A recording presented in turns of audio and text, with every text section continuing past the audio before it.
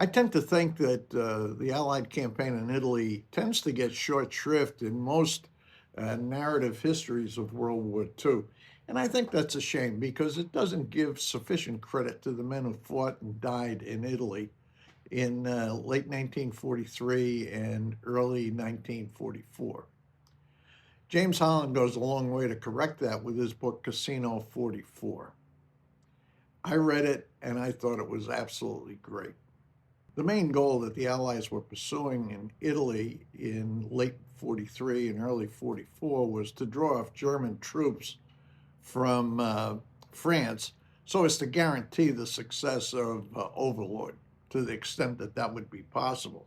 Now, there was a number of difficulties that each side had. On the Allied side, the problem was terrain.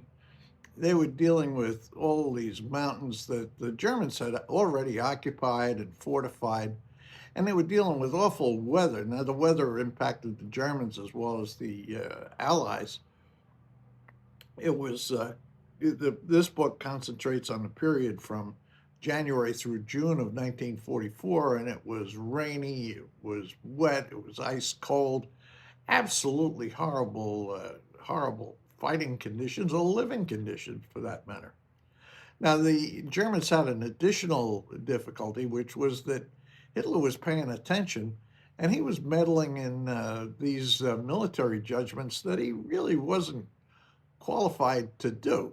I mean, he had the power to do it and he did it, and he certainly made life difficult for the Germans.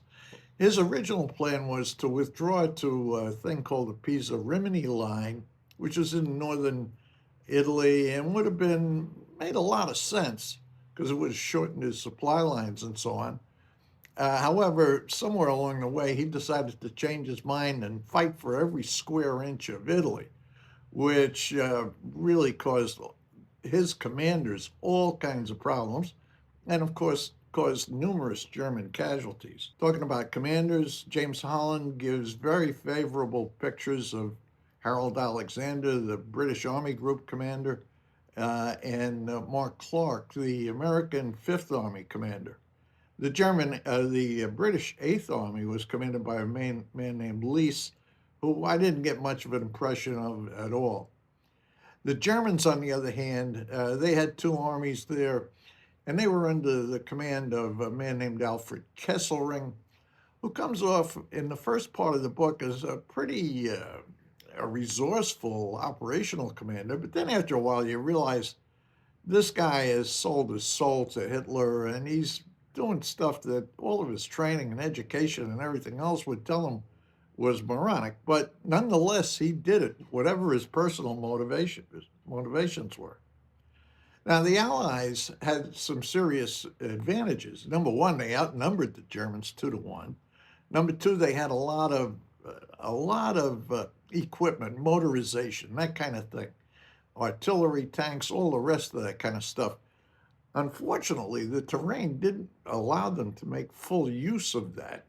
So, on the one hand, it was a plus. On the other hand, the terrain kind of neutralized it.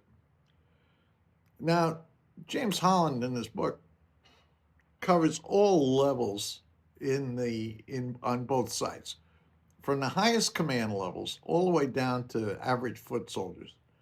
And on the American side, the most notable of the foot soldiers he includes in the book is Audie Murphy, the most decorated U.S. soldier in World War II. After reading the whole book, I've got to say I came to a number of conclusions. One is I continue to have untold admiration and respect for these soldiers in World War II. Their guts, their courage, their perseverance, absolutely unbelievable. Secondly, I think when I was reading the book, I found it a little confusing in the beginning. And what it was James Holland bounces around all over the place on the German and Allied side, up and down the chain of command. And I was starting to get a little confused with the unit designations and the people. But after I got into the book, it was starting to hang together for me. And I found the book Not confusing. I found it to be a page turner. Now, in fairness, this book is kind of long. It's over 600 pages. Took me a while to read it, but I'd have to say at the end of the day, very, very well worth it. On balance, I'm happy to give this book a very, very strong recommendation. If you're interested in World War II, if you're interested in military history, try James Holland, Cassino 44. See you next week.